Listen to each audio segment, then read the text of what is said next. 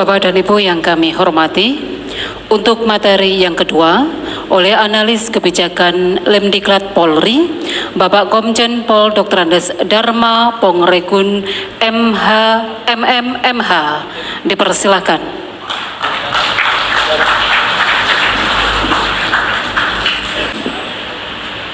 Karena waktu tadi sudah dipakai cukup lama, panjang sekali dengan yang terhormat, yang terhormat, yang terhormat. Kali ini mohon maaf kalau saya tidak perlu lagi seperti itu, karena saya tahu psikologi Bapak Ibu sekalian yang ini sudah waktunya isoma sebenarnya. Itu suara hati.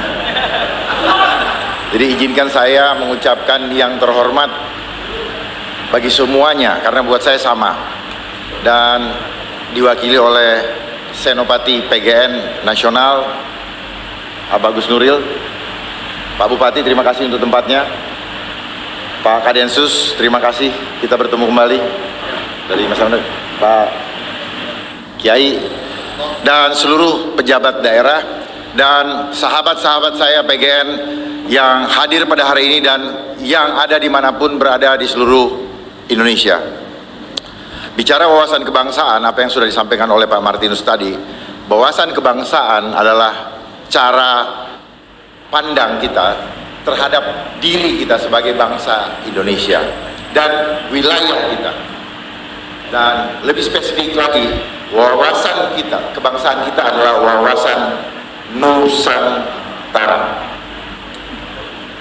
Apa yang disampaikan oleh Pak Bupati tadi, beliau saya lihat cukup memahami keadaan yang terjadi saat ini. Kita tidak usah bicara ke belakang, karena yang di belakang kita tidak bisa rubah. Tapi kita bisa merubah apa yang di depan. Yang di belakang adalah sejarah, dan sejarah itu didasari oleh banyak latar belakang. Dan hampir semua yang saya pelajari, semuanya dilatar belakangi oleh faktor politik. Dan politik larinya adalah faktor ekonomi.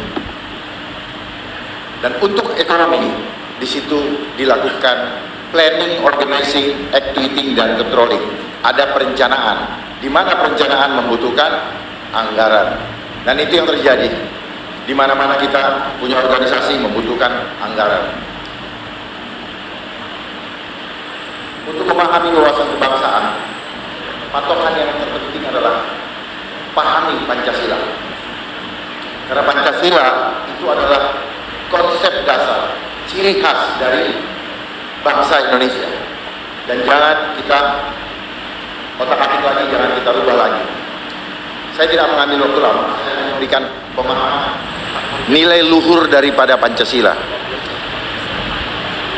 Adalah cara untuk mencapai jati diri bangsa kita sebagai bangsa Indonesia, yaitu sebagai insan Nuswantara.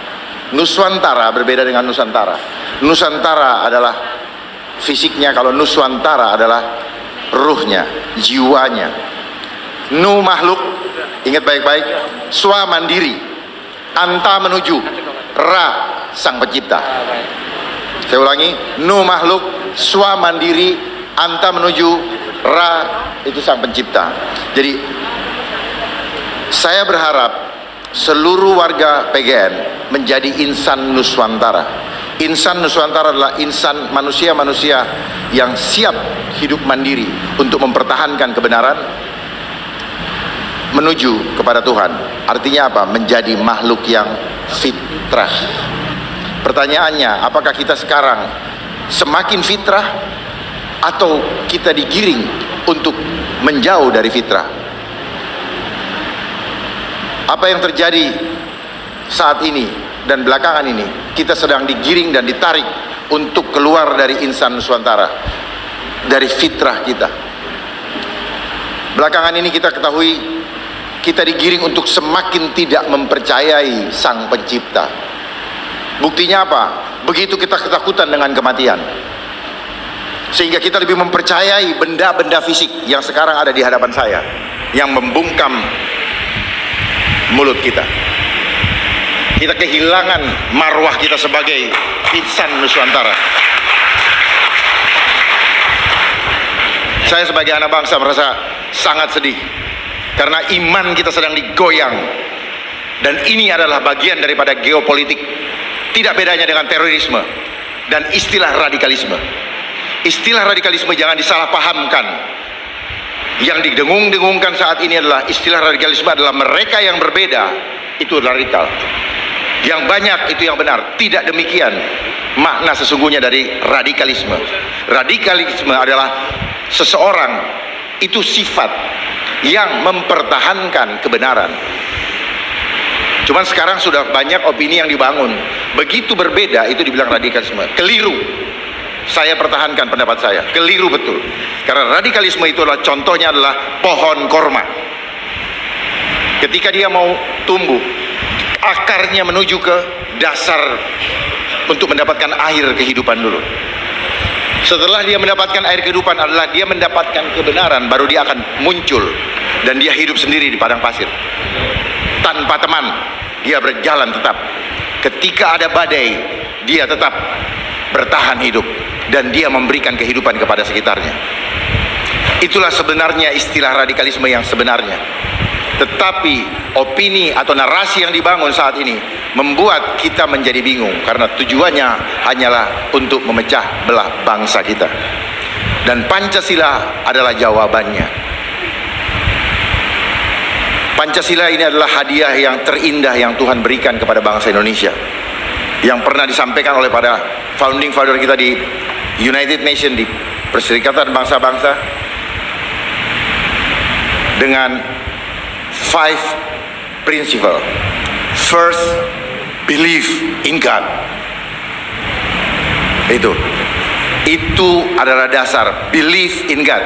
Jadi menuju kepada insan Nusantara, kita harus memahami 5 nilai luhur daripada Pancasila. Yang pertama, ketuhanan yang Maha Esa. Nilai luhurnya apa? Ikhlas.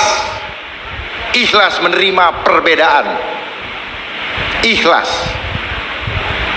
Ulama-ulama Indonesia adalah ulama-ulama yang ikhlas.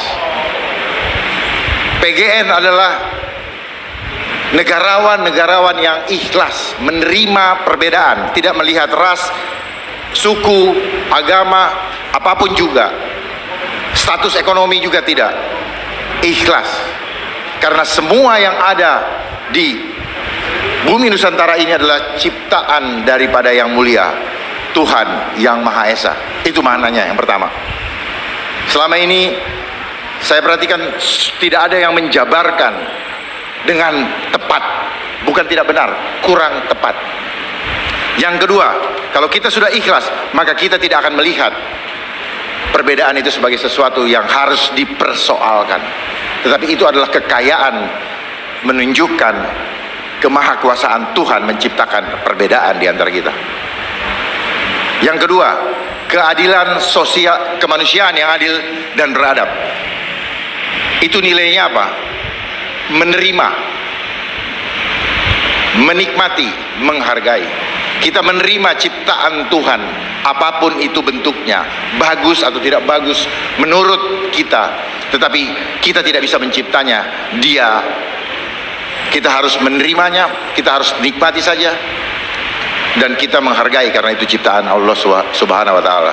Contoh, hidung saya pesek, Bapak Ibu tidak boleh menghina saya, terima saya, karena Bapak Ibu tidak bisa menciptakan itu semua.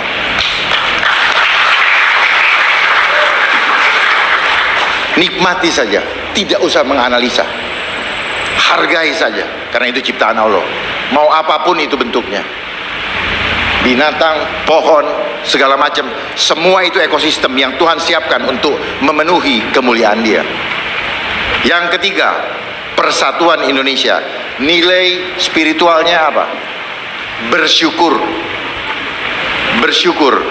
Bersyukur. Dengan bersyukur baru kita bisa bersatu. Saya kembali lagi ke sila kedua tadi. Tidak mungkin kita bisa beradab kalau kita tidak bisa adil. Tetapi sistem yang kita lewati selama kita belajar di sekolah mengajarkan kita untuk tidak adil. Dengan apa? Dengan diberikan pelajaran berhitung. Hidup kita dikuasai oleh angka 0 sampai 9. Cuman itu. Kita di sekolah tidak pernah diajar bekerja sama. Contohnya apa? Ketika kita ujian tidak boleh bekerja sama. dengan alasan bahwa mau mencari yang terbaik. Padahal tidak demikian Tuhan menciptakan kita. Tuhan menciptakan kita untuk bekerja sama. Tidak ada yang lebih, tidak ada yang kurang.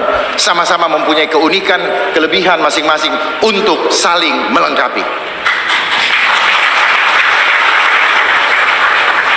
Tetapi sistem dunia menggiring kita untuk membedakan strata, membedakan rupa, membedakan bentuk. Sehingga kita menjadi tidak adil. Sejak sekolah kita udah dididik. Saya perlu buka ini karena ini penting sekali, pemahaman dasar. Ketika kita di sekolah, kita dipaksa untuk menguasai sekian banyak pelajaran, sementara gurunya hanya mengajar satu pelajaran. Lalu kita dipaksa tanpa sadar, kita harus memaksakan diri untuk mendapatkan angka tadi. Ya. Dan angka tadi menjadi parameter kesuksesan kita. Sehingga kenapa kita menjadi manusia-manusia yang materialistis? Karena angka tadi. Angka tadi membawa kita untuk selalu berpikir angka, berpikir kemuliaan, supaya kita dipermuliakan. Jadi kalau kita sudah tidak adil, nggak mungkin kita beradab. Jadi kalau kita tidak paham nilai luhur ini, pertanyakan kepada diri kita, apakah saya sudah beradab atau belum?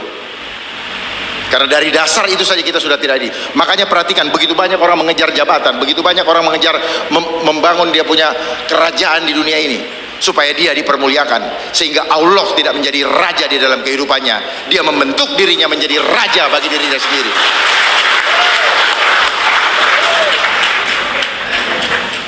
Kembali yang ketiga, Persatuan Indonesia nilainya bersyukur. Kalau kita sudah ikhlas, kita terima, kita nikmati, kita hargai apa yang Allah berikan kepada kita,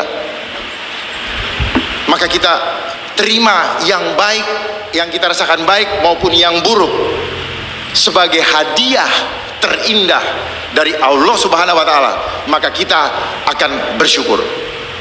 Itulah nilai syukur sebenarnya. Terima yang baik, terima yang tidak baik. Jangan terima hanya yang baik saja, karena semua itu dari Allah. Terima yang putih, terima yang hitam.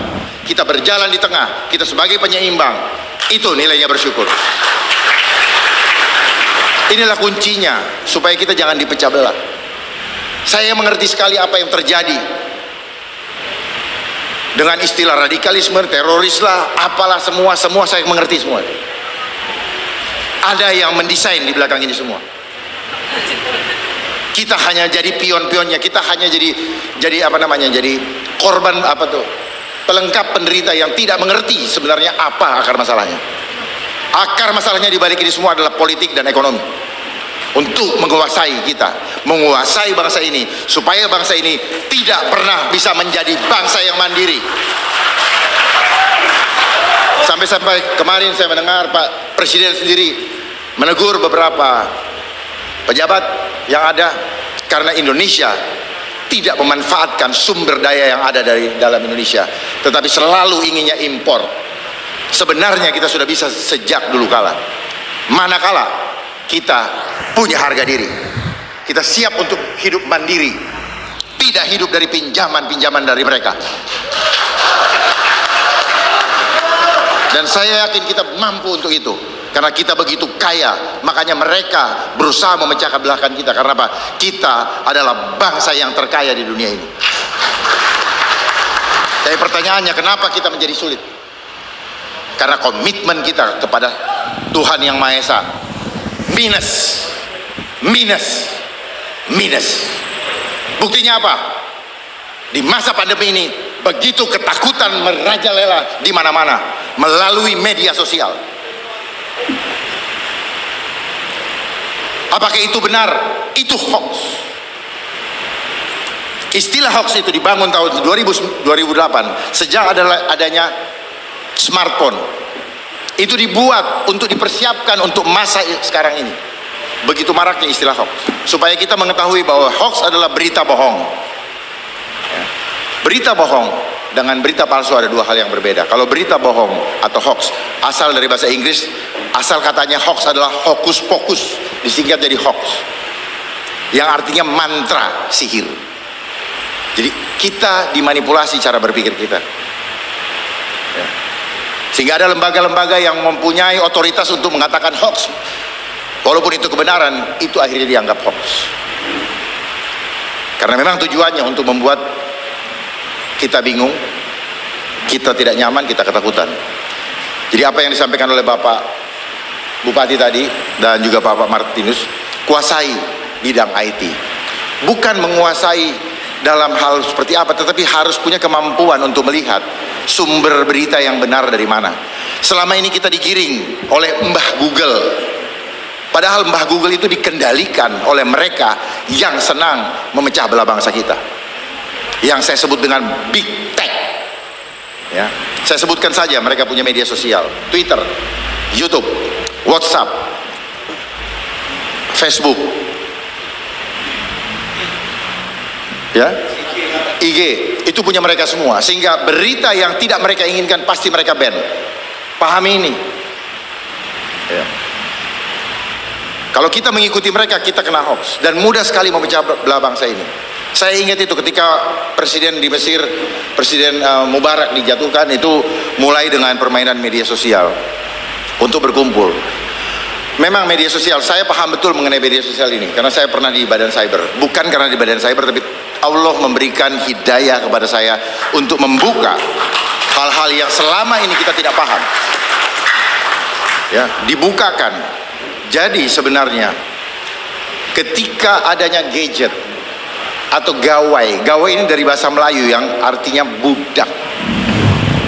Ternyata betul kita diperbudak. Ya. Kita dibikin senang sebagai rayuan untuk menggunakannya dan akhirnya kita tergantung, kita tidak bisa melepaskan diri. Tujuannya apa? Untuk globalisasi, supaya semua kita terkoneksi dan terawasi oleh mereka. Kita kehilangan fitrah kita sebagai insan Nusantara. Kita kehilangan fitrah kita sebagai insannya Allah Subhanahu wa taala. Kita menjadi tergantung kepada gitu. Kita lebih mementingkan itu daripada baca Al-Quran. Kita mementingkan itu daripada sholat dan sebagainya. Bagaimana kita bisa menjadi orang-orang yang cerdas? Mereka mengendalikan gitu. Makanya mereka bilang smartphone ini apa? Smartphone. Yang smart itu sistemnya, bukan kita. Kitanya jadi goblok, jadi budak, kayak kerbau dicucuk hidungnya. Kemana-mana pegang itu. Dan ini adalah desain sengaja dibuat untuk apa? Untuk bisa membuat kita terkendali. Inilah yang disebut dengan sistem Dajjal. Ya, inilah yang disebut dengan sistem Dajjal. Karena sistem ini dipakai untuk menguasai kejiwaan kita. Dia menyebutnya artificial intelligence. Sebenarnya ini adalah alat untuk mengintai kita. Ya. Bukan kecerdasan buatan. Kecerdasan buatan alatnya. Kitanya nggak cerdas-cerdas. Malah kehilangan kecerdasan. Yang orang sebut dengan hilangnya akal sehat. Post-truth. Hilangnya kebenaran. Karena mereka bisa memanipulasi kita. Gampang. Ketika kita ada di mobil yang mewah, kita mulai foto. Padahal bukan mobil kita. Kita upload ke itu, bangga. Kita dididik untuk menipu jiwa kita sendiri. Terus ada program handphone yang foto 360. Ya, memanipulasi. Ya, saya hitam terus saya jadi putih di situ untuk nipu orang yang lihatnya. Itulah cara memanipulasi tanpa kita merasa berdosa, tanpa merasa kita bersalah bahwa kita sudah memanipulasi diri kita.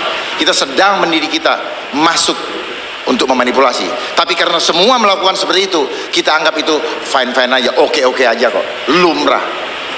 Lihat sekarang keluarga hancur, ya, di meja makan, nggak ada komunikasi kehangatan lagi. Ini sebenarnya sekarang perang, bukan perang fisik, tapi perang digital. Dan memang ternyata, ya saya katakan ternyata karena dulu saya tidak mengerti, cyber ini diciptakan untuk menjadi dunia maya. Dunia maya adalah bukan dunia nyata, dunia yang palsu. Siapa yang punya kepalsuan? Yaitu iblis, yang kita kenal dengan Dajjal. Dia mau menandingi dunia nyata yang dibuat oleh Allah, sehingga kita hidup tidak lagi dengan free will yang diberikan oleh Allah. Seperti yang sekarang terjadi, tidak ada free will, ya. Dan kita membiarkan diri kita untuk tidak punya free will. Diacak-acak mudah. Orang yang tidak punya free will gampang diacak-acak. Yang penting apa? Bisa makan. Ingat ketika Adam dan Hawa, dosa pertama itu masuk lewat mulut. Makanya sekarang kita diancam lewat mulut juga. Semua kita akan tunduk gara-gara perut. Makanya rajinlah puasa. Tidak perlu makan 3 kali sehari. Sekali sehari cukup.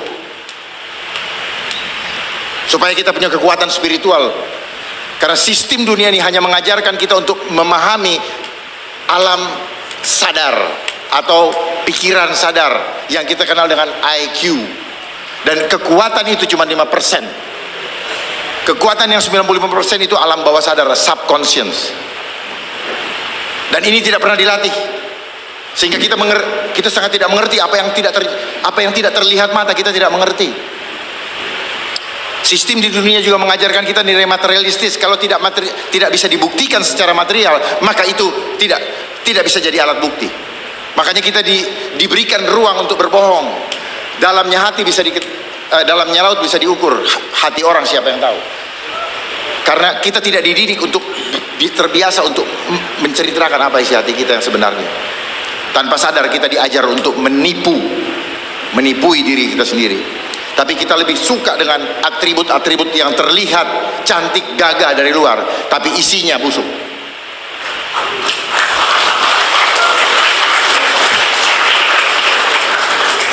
Yang keempat, ya, nilai luhur keempat dari Pancasila itu tulus kepada semua orang. Tulus, ikhlas sudah tulus. Kalau sudah tulus, maka kita tidak akan mementingkan kepentingan diri kita sendiri. Kita tidak mementingkan kepentingan kelompok, tetapi berdasarkan musyawarah dan hikmat dari Tuhan. Hikmat itu dari Tuhan, ya, dari Tuhan. Jadi bukan berdasarkan hikmat manusia, hitungan jumlah seperti partai politik, mana yang banyak dia yang benar. Enggak. Hikmat itu di situ. Berdasarkan setelah tirakat dapat petunjuk Tuhan seperti Abah Hashim. Lalu dia menentukan sila pertama adalah ketuhanan yang Maha Esa. Itulah yang sebenarnya hikmat kebijaksanaan. Dia berhikmat, dapat wahyu dari Allah, dapat hidayah dari Allah. Itu sebenarnya. Tapi sistem dunia sudah lain, ya. Sehingga semua ada nilai ekonomis. Setiap suara ada angkanya. Bukan demikian Pak Bupati? Nilai ekonomis semakin itu, dan orang semakin garuk-garukan gara-gara mengejar angka. Yang kelima, keadilan sosial bagi seluruh Indonesia. Apa nilai spiritualnya? Berbahagia bersama. Berbahagia bersama. Kalau ada yang sukses, kita ikut bahagia. Walaupun dia tidak menguntungkan buat kita tetap ikut berbahagia. Jangan disumpahin, jangan dicemburuin. Tetapi itu bisa terbangun kalau nilai luhur 1, 2, 3, 4, 5, 4 itu bisa kita maknai dengan benar dan kita implementasikan dalam kehidupan kita. Nah, sila kelima tadi adalah pintu menuju kepada insan nuswantara. Karena apa? Kita kembalikan lagi ke sila pertama, untuk kemuliaan Tuhan yang Maha Esa. Inilah yang dimaknai dengan innalillahi wa inna ilaihi rajiun. Ikhlas menerima, ikhlas melepas. Karena kita datang tidak bawa apa-apa, kita kembali tidak bawa apa. Kita hidup hanya untuk ibadah kepada Dia. Amin. Jadi saya harap kita semua untuk memahami geopolitik dan geostrategis. Apa sebenarnya yang sedang terjadi? Apa yang terjadi di mata kita tidak seindah warna aslinya. Ada udang di balik batu, karena ada pengatur strategi di balik itu semua. Tidak terjadi begini saja. Dan kita dibikin repot. Pak Martinus dibikin repot, padahal ada pengendalinya. PGN dibikin repot, padahal ada pengendalinya. Nah, saya himbau kepada seluruh sahabat-sahabat di PGN ini, saudara-saudara di PGN, untuk selalu melihat, mencari akar masalahnya, selesaikan akar masalahnya.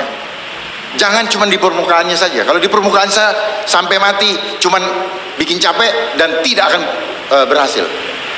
Kita coba kita naik ke dimensi yang lebih tinggi. Jangan cuma berpikir dimensi agamawi, karena agama ini memang dibentuk oleh manusia. Tujuannya untuk mendekatkan kita kepada Tuhan. Tetapi ketika itu digunakan dengan keliru, maka itu adalah cara yang paling mudah untuk memecah belah bangsa kita.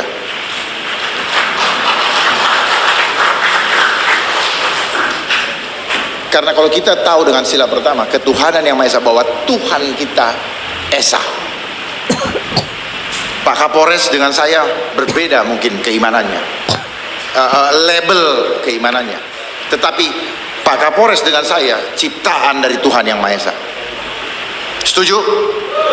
Artinya ruh kita masing-masing ini adalah ruh yang diberikan oleh Allah. Bukan yang berbeda. Lalu kenapa kita harus membenci satu dengan yang lain? Mari bangun pererat persatuan dan kesatuan. Itulah yang utama dari wawasan kebangsaan ini. Kalau kita tidak mengerti, kita sibuk hanya menghabiskan tenaga, waktu kita, anggaran negara, tetapi tidak akan sukses. Karena yang dibangun bukan, yang diselesaikan adalah bukan akar masalahnya. Akar masalahnya itu. Kita tampil di sini dengan seragam yang sama, tapi dengan motivasi yang berbeda-beda. Dan yang mengetahui motivasi kita adalah Tuhan. Ingat, hidup kita ini sementara. Manfaatkan hidup kita dengan sebaik-baiknya. Jangan kita hanya hidup untuk hari ini, tapi kita hidup, kita bertanggungjawabkan kepada Allah. Tidak usah pusing dengan apa kata manusia di sekitar kita, karena mereka masing-masing itu punya pandangan berdasarkan hawa nafsu, bukan berdasarkan kebenaran. Kalau yang berdasarkan kebenaran, dia akan melihat hitam dan putih adalah hal yang indah. Karena tidak mungkin ada putih kalau tidak ada hitam. Demikian pula sebaliknya, kita tidak akan mengenal hitam kalau kita tidak tahu putih. Dan jalan insan Nusantara, jalan menuju Allah itu, dia selalu berjalan di tengah-tengah. Dia rangkul yang putih, dia rangkul yang hitam, untuk dilebur kembali fitrah menuju Sang Halik. Wabillahi taufiq wal hidayah. Assalamualaikum warahmatullahi wabarakatuh.